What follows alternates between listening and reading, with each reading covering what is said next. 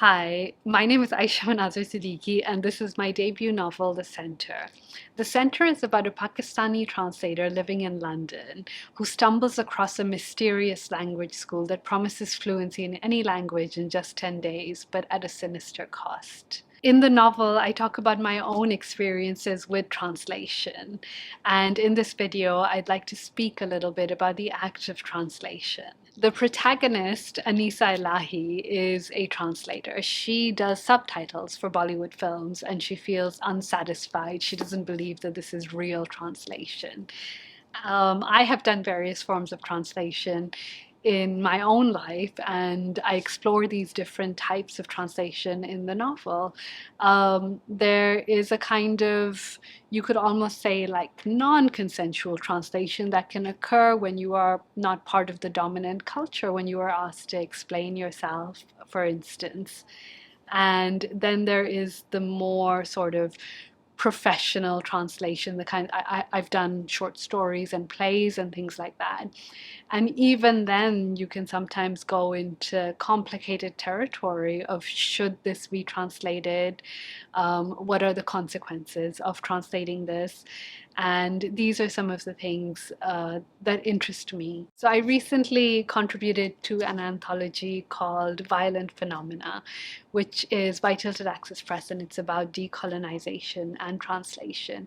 And this anthology made me happy because it's about how conversations in translation are moving forward and talking about power structures and how some languages may carry more weight or more status than others, and how we need to think about who is translating and what is being translated.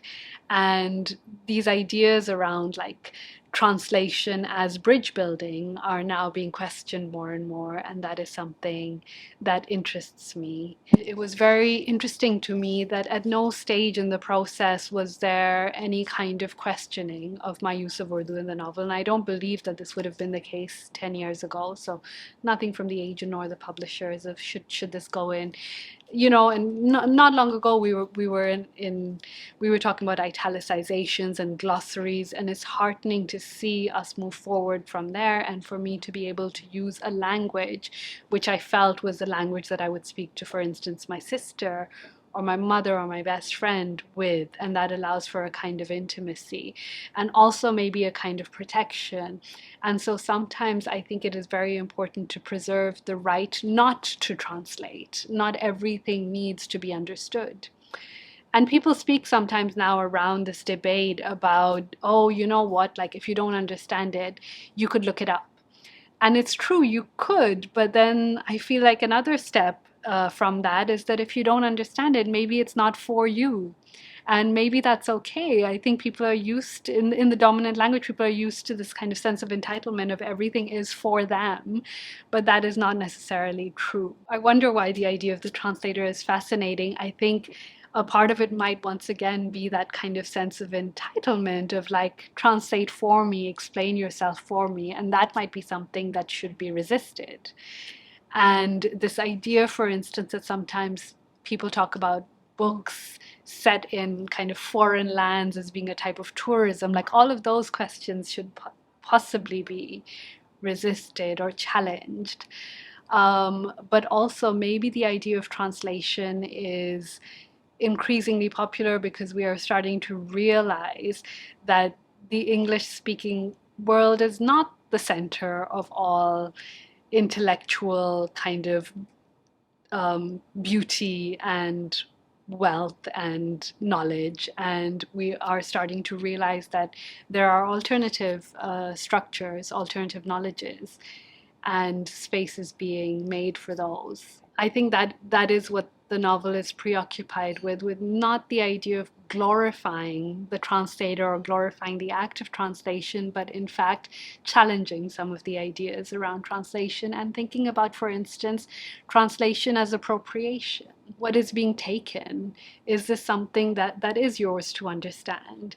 And what is being lost of one's culture when they choose to translate? I moved to England from Pakistan when I was 18, and I feel a sense of loss. I feel like there has been not only what could have been, but also a kind of depletion or a wearing away. I mean, I have tried my best to kind of hold on. And one of the ways is I study Urdu and I sometimes do translations, and but that is an effort and not always easy.